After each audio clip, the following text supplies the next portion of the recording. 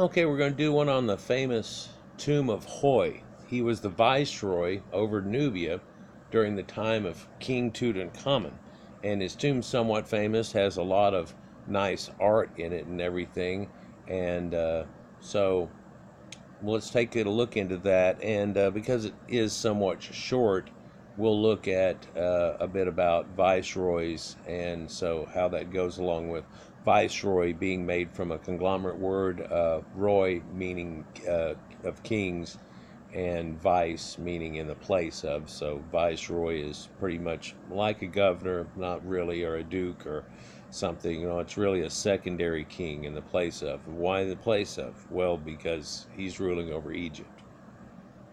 So here are these Negroid Nubians that are coming to pay obeisance to him, and all of their accoutrements they bring with them. Each one of them seems to have bull tails with them, by the way, and they're alternating in colors somewhat between dark brown and black, and that's common during this time that they do that to keep from people being a cluster of same colors. They even do that with the Caucasian Egyptians, with them slightly lighter and darker in between each other, and situations like that. So, contrasting or whatever. So this is the tomb of Huy, ruler of Nubia under Tutankamun, to be opened to the public, and it was opened, I believe, in December of 3 years ago, coming up on 4 this December. The tomb of Amenhotep Huy was his name, ruler of Lower Nubia in Kush under King Tutankamun, is to be opened to the public for the first time following extensive restorations. The tomb is famous for its spectacular wall paintings. Amenhotep, called Huy, was a viceroy of Nubia. The Lower Nubian Kush was a province of Egypt from the 16th century BC to the 11th century BC. During this period, it was ruled by a viceroy who was reported directly to the Egyptian pharaoh, but that viceroy is really only one that did. The viceroy was appointed directly by the Egyptian king and usually bore the titles of overseer of the southern land and actually king's son of Kush. And it led many to believe that a lot of times that it would be a prince that was doing this in some way, learning how to rule over them before he ruled all of Egypt, but wasn't the case. But they do had royalty connected to them and stuff, and we'll go into some of that. It is believed that the Egyptian 25th dynasty were descendants of these viceroys, and so were the dynasties that ruled independent Kush until the 4th century AD. So Kush was really more of a standardized outpost that Egyptians were ruling over, and it ruled over through that period of time. And many have said many things about the Nubia or Kushite dynasty and who Kushites were, but Kushites were definitely the Caucasian people that were rulers over these Nubian type people that were there. And we can look at this is Nubians bringing tribute to the pharaoh of Tomb Huy, and they show in the picture here a few weird misrepresentations, or not misrepresentations, but artistic license that is done in a way, and a lot of people have seen that before. The one right here directly above me has blonde hair. This is an Egyptian leading in the cattle here that are drawn to this. Now this is during the Hyksos time, and we even see the open-wheeled chariot right there that he's on. Notice that people are different sizes, and if you were to really look at this, the cow must be on the other side, and this guy that's red-headed, another Egyptian that's leading him in, would be on the other side and much farther away in perspective, if you will. But that's not what they're trying to indicate here, for even if they are on the other side, that they are big people. And, so this isn't some kid and a baby cow and a little chariot in front of people, or nor is this all basketball players or something along that line. It's just meant that they are actually the royalty.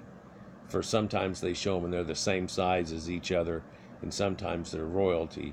And in Egyptian indications, they do things like that. It's strange that they would have a perspective like this, but the king is always drawn bigger and everything than anybody else. And no, he wasn't 10 foot tall. We have the mummies and everything. It's just that he was a great man, and that can be misconstrued into giants in many situations. But here it shows him bringing obeisance again. It looks like there's none of the tails that we saw in the other photograph that on this, though. But she's got an extensive headdress. She is about the same size. So even though she looks very queenly in some way, it's looked at. These were princes, I believe it says above it, in that these were princes of Nubians that are bringing gifts and stuff. And you can't even see it here, but it's washed out. But that's a bottle type thing. So no knowing what type of elixir this was supposed to have been, and then gold and so on. But they're led in by this blonde-haired Egyptian here and the red-haired one that's taking him in on the cart. But this is also an odd representation, for many people think that they would be coming up to the king himself, but there are decrees that say that Nubians aren't even allowed into Egypt whatsoever, and that whenever they bring obeisance, that they actually do it in Icon, which is a trading post up towards themselves, and actually cutting up over the border and stuff. You know, kind of like Juarez in Mexico, if you go and everything, it's kind of across the border, but it's that kind of way. Don't know how to describe it another way that you would understand it very easily, but it's like the across the border town situation built on it, and it enforces the border that it's also that they aren't just standing around there, but they're kept well away and back. But that's Nubians bringing tribute to the pharaoh from the tomb of Huy. Now, Huy was the son of a lady named Werner, and they noticed that. His father is unknown, though, but it's believed that he had come from a line of scribes and things of this situation. And they can't quite exactly attach it to a single one, but it's generally what's been taken. And you'll see a list here we'll look at earlier, I guess. Huy was married to Tuthmosid, which is chief of the harem of Amun and the harem of Nebkare, which is Tutankamun. And so she was the chief goddess. This would be chief of the harem that they talk about. And so this is like over the women that are concubines. And many people think of it in that way. But also this had a connotation with the spiritual aspect, and wasn't necessarily over Hathor's tomb, for that's about childbirth and all these things. But it was a harem over the womanly aspect of it. They had a son named Passer. Huy succeeded the viceroy Tuthmosis, who served under the pharaoh Akenaten, the famous Akenaten. And we really wouldn't know about much of this if it wasn't for deep investigation and stuff, and Egyptologists, for they tried to have his name written out of history. The whole Akhenaten dynasty, and of course his son and King Tut himself, and that's indeed probably the only reason that we found it, for people didn't even know it existed. And once they piled a few piles of the other tombs that they had in front of what would have been his, it was disregarded. Amazingly, there's only a few tombs ever found. I'll do one here shortly on the one found of the Silver Kings too, and it has some reveals with it. Huy ruled under Tutankhamun and would have been responsible for organizing construction on Tutankamun's behalf in Nubia and the new areas that they built around there and so on, as well as being responsible for military operations in the regions of Nubia. So he was to keep the vile Nubian troglodytes away and all the problems that they had with him. And so there was also military garrisons built up close to that. One of them is a huge thing that they had found too. So the viceroy would bring tribute personally to the pharaoh they served under. And so here's actually even a depiction of that. And this is a depiction of King Tut. And while he never even got to what it looks like as this age, even though it shows him a young man in many ways, he really didn't quite make it to this age. But they didn't show him as a boy king. Here he holds the Ankh, and so this is Huy here. And there are griffins up under there. And this is Huy before Tutankhamun. And so he would have had direct contact with the king, something that a lot of people think, like I was saying before, that all these people that they show bringing obeisance and stuff and everything, that didn't get seen very much. It may have happened in some cases, and but it would have been special. It wouldn't have been just walk up and come on into the, Walgreens and go to the back and you get to talk to the king. That's not at all what it was. The tomb of Amenhotep Huy, which is located at Cornet Mare in Luxor's west bank, consists of a court and burial chamber and is well known for the colorful and detailed paintings that adorn the walls of the tomb. We've only looked at a couple of them. Although it is a small tomb and has very distinguished wall paintings, Ali Safar, head of the central administration of Upper Egypt, told Amram Online, the images depict figures painted in Nubian attire walking behind a chariot driven by a light brown figure or a tanned Caucasian with red hair, and a black rider painted in traditional Nubian garb with him in the chariot and pulled by a cow. Walking before the chariot are more Nubian figures, writes Amram Online. Hunting scenes similar to those found in Tutankhamen's tomb are also depicted on the wall, as well as scenes showing Huy being greeted by high priest and among his family. And that's all they show. It's undergone 3 years of restoration work and will be open to the public in mid-December, and of course this was a couple of years ago. So let's actually take a look at viceroys and what this Huy would have done for him in more detail.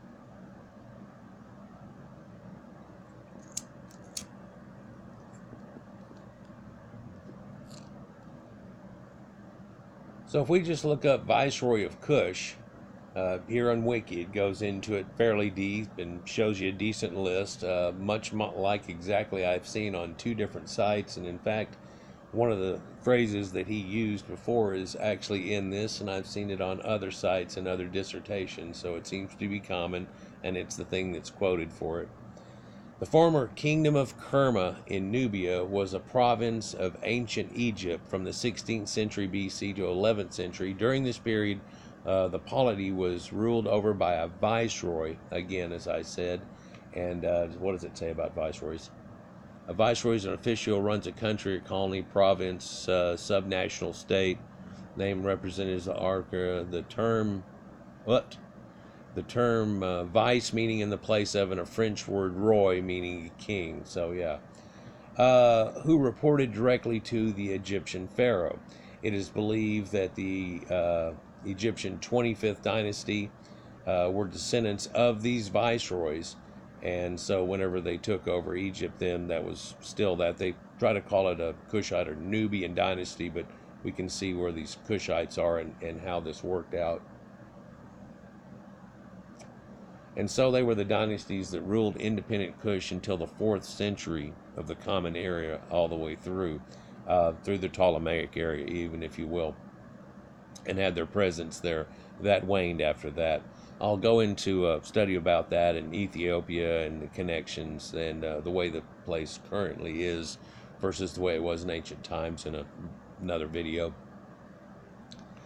So they're called the King's son of Kush, ruled the area of the Third Cataract, and the area was divided into Wawat in the north area, centered at Aniba and Kush in the south, and centered at Soleb during the 18th dynasty of Egypt, when we're talking about, and then Amara west. The title lapsed under Piank. Punujim was named one of his wives, superintendent of the southern foreign lands, and viceroy of Kush. And if we look at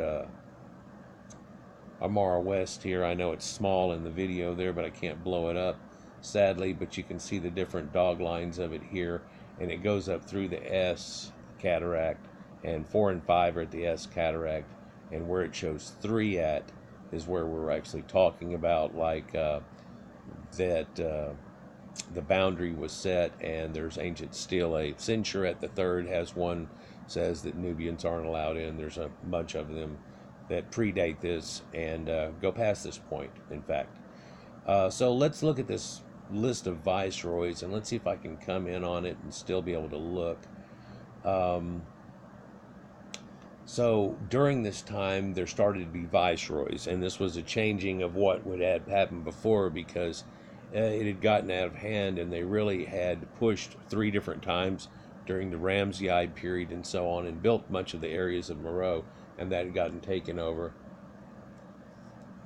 And it seemed during weak times and in the intermediate times, whenever they would have a fight with somebody that was more on the Mediterranean coast or something, that it got interred, and those people were pulled to do the fight in some way. And a lot of people have made conjecture towards what this might have been and how it all went down, but they lost back to the Second Cataract and then back and forth a few times until this point, and then they had it locked in at this viceroy.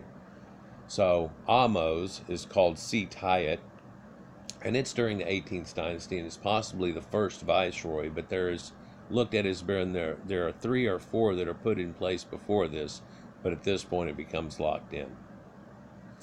Ahmose, called Turo, was the son of Ahmose, called Sitayat, so this goes down through lines, and which king they were under: Ahmose, Tuthmos, and then Hatshepsut, so on. Sini, Panri, Ibni, called Amenhotep Huy. I'm going to tear up some of these names. First attested in the year 18, serving until about year 22 through Hatshepsut and Tuthmosis, and this is whenever they had a queen ruling over Egypt. She's very famous, right? She's a 5th pharaoh of the 18th dynasty. Second historically confirmed female pharaoh, the first being Sobek Neferu, and most people don't talk about her in any way, shape, or form either. Nehi, Usersatet, so this had something to do with Sat. Amenhotep Merimose, Tuthmosis, and these are down through the ages, through the Tuthmosid Dynasty, as they call a lot of this, and we can look at each one of these and see a little bit of their profile here, and these amazing Caucasian Egyptians. Noses knocked off some of the statues and everything, but and then of course the famous Akenaten. It runs through at Tuthmosis during his time and reign there, and then becomes the one we were speaking of. Amenhotep was his name, but he was known specially or separately as Huy, and he was under Tutankamun, which is directly after Akhenaten, and there's the famous boy king's face just out of frame. After that became I, and then Horemheb, and we can take a look at Horemheb, and you can see his definite look. Hell, he looks like me when I was younger somewhat, but a lot of people try to say that. Horemheb was the last pharaoh of the 18th dynasty. He ruled for 14 years, somewhere between 1319 and 1292. He had no relation to the preceding royal family other than marriage by Amenhotep, who is disputed as having daughter of the predecessor. And there was a whole mess that went on after they tried to write out Tutankamun, and of course had banished his family out. And there are stories about that, and Scotia, and how many people were taken away. He's buried in TT40 though, and this is the layout that we've been looking at on there, and it's just some of the pictures. There are 4 columns within it, and then there's also a tomb that goes down and below, and a secreted tomb that's in that. Dun dun dun. And again, he's the viceroy of Kush. Now we go through that, and so you see Amenhotep, and this is through Seti, and Seti is known to have been a red-headed son of Ramses. He is the father of Ramses too, so this kind of hooks all that together quite a bit. Um, and then, of course, during Ramses II, there were a few different ones. Uni, Hanat, Passer II, which was named after the previous, and then Huy again at this time. And he was the son of the high priest of Men in Isis named Minmos, related to the family Penefer called Winnefer, right? And if you've ever heard these names. And also this one, Huy, the second version, if you will, he may have served either before or after Sitao. Huy was also the mayor of Tarj and a royal messenger to the Hatti, so the people up in Anatolia. According to a description, he escorted Queen Maat Thorneferi to Hatti from Egypt. And there's a whole story behind that too. And through this ages right here, there were many queens that came from foreign lands, somewhat. But so then there also was one named Seti, and Sethites, and of course Seth, I've done one on and how it relates to Typhon and stuff, and they're known to have been redheads. And then of course Hori for Horus here in names that come all the way through this. Nahor, and they probably have links for each one of these guys, but I don't think you want me to go through it. Here's Set Moses, so this has to do with Seth and Moses. And it's during Ramses the Ninth. Herahor, Akapore, all the way, and to Paimu, and he is the title viceroy attested on the coffins of his grandson, and this goes with Osarkon. And I'll show you a picture of him here.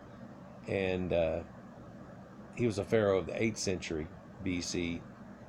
He is the same person as the crown prince or high priest of Amun Hasarkan B, son of Takalot, is the great royal wife of Korkama.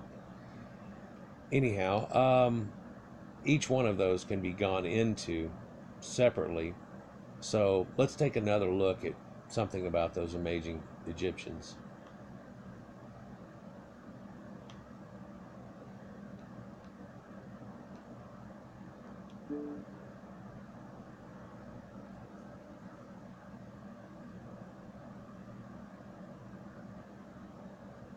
So here's other pictures of the tombs of Huy, and one thing they noted is because of their overrule over Nubia, this is seen. Here's another depiction straight off the wall of the blonde-haired and the red-haired Egyptians leading these guys in. Here's another depiction on the wall, not with a flash, and showing them more in traditional garb as opposed to real dressed up. And here's a depiction of the entire wall we were just looking at. This is the first section we were looking at. Secondary is the people we were looking at here, who you see here. And you can tell from the phenotype and difference of the two people here. And there's also a cattle scene down here where you can see a blonde Egyptian leading in more Nubians too. So this is almost an entire Nubian scene, guys. So that's pretty neat. Here it is on the wall. No, it would be below right here, so that's a portion of it. There's also a boat, and probably will get a better look at it if I do it like this. No.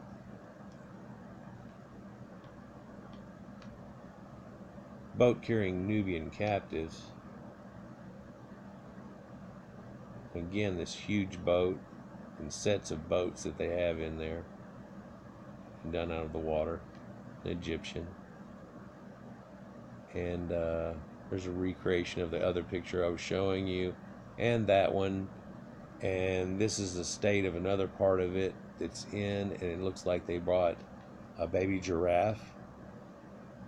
Cool. Hopefully they kept it alive well, or let the thing go. And the Tomb of Huy. So here's that picture of the boat again. This is TT40, and that's Nubians captives being brought. It says,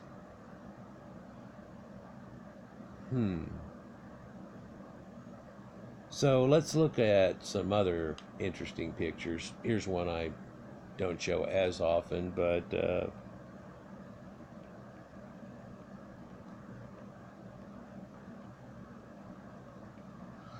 let's look at some of the earliest dynasty reserve heads from Egypt.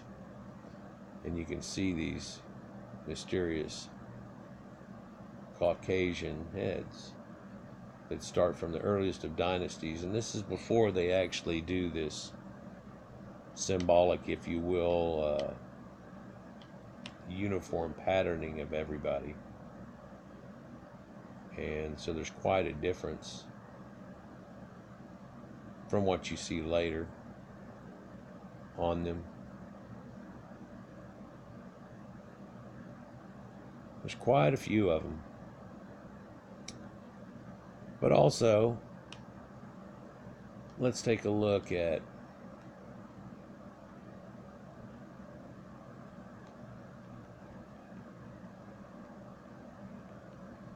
blue-eyed Egyptians. Something very revealing, and shows here these crystal blue eyes in the very earliest of dynasties that they used to put in there, and that they had made these. And this is kind of an ooh part because it's a lens made very well to focus on the back of the eye, and a false back of the eye they put in and everything. I've made a couple of videos about it because scientists became real interested in this. And there's about 16 of these statues that show them of the earliest dynasties here. And this is Horemheb. He's the second pharaoh ever of Egypt, and this is a representation of him. And here's Nefertiti showing her blue eye. She only has one left, but it's blue. And other scribes too. This is a Mitri, famous scribe, so you can look into the eyes of an Egyptian, and this also shows those crystal blue eyes. Isn't that neat how it shows up? And let's see, there's King Tut's representation of the way he looked. Even in the earliest of dynasties, they had these all the way through. But even pre-dynastic statues and things that they have, even back in the Naqada periods, showing these blue-eyed effigies that lead into the very first Egyptians. And even some of the Shabti dolls and so on. It's amazing. I've done a series about blue-eyed gods and shown you a lot of these pictures that are done in a collage, and Robert Sefford's done a bunch of them too. And there's a lot of them with blue eyes. Of course, Sumerians have this same eye that's inset, and I've made so many connections with the ancient Sumerians, much less just the solar disk that you could look at here and compare the two. Sorry. But blonde and blue haired, and this is through the 18th dynasty, and Thuya and Yuya, and they were the father of Queen Tai, who's the mother of King Tut himself. It runs through in this lineage that they have right through there, so there's not a real question of it. There's Thuya and Yuya, both blondes. Isn't that amazing? Yeah, those amazing Caucasian Egyptians. And those depictions there. So they were viceroys over Nubia for a long time in a period there, and tried to get them. There's the Horus Eye of Protection, retaken and known as the evil eye, but it wards off things. Hey, that's my video. Early dynastic Caucasian Egyptians. And that's the husband of Nofret that we looked at earlier with the blue crystal eyes, and he has a crystal blue grayish eyes too. Neatly, they follow you around the room like they're real eyes, and that's what looks, is so neat. And that's another one of my videos right there, because you can see my pointer on his face. That's probably just showing up because it's me looking it up and everything, guys. But yeah, there's another one showing you that even some of the Amerindians and Mandan Sioux had blue eyes and blonde hair. But yeah, these definite Egyptians. And here's another famous one here with his mullet going on. the earliest of dynasties. It's fourth and fifth, sixth, all the way through the eighth dynasty, and then there's some in the 12th, and then it shows again with Nefertiti herself, which we showed here. So yeah. So Tomb of Huy, viceroy and ruler over the Kushite dynasties, and later in the 25th dynasty, it seems like the people that bred out of it, which began to be called Vile, ended up taking over Egypt at a weak point in the 25th dynasty, which they used the Nubians to do so. It only lasted for like 70 years. And then the Akkadians came back in and then put a real Egyptian back in place. But there was a slow downfall after that, and slowly but surely, Egypt became a former shadow of itself, no pun intended, and then became a vassal and pretty much subjugated under other people from then on, from Persian Akkadians to the famous Greek that we know about, going through with Alexander the Great and so on, and then the Romans. And then later the Ottoman Empire came running through there, and so did Islam and Arabic people, but that's way, way past the origin of things. For these crystal blue eyes show you the origins of the ancient Egyptians. We'll go on to something else. Like, share, and subscribe, and enjoy, and comment down below. Ring that bell. Make sure you're getting your notifications. Peace.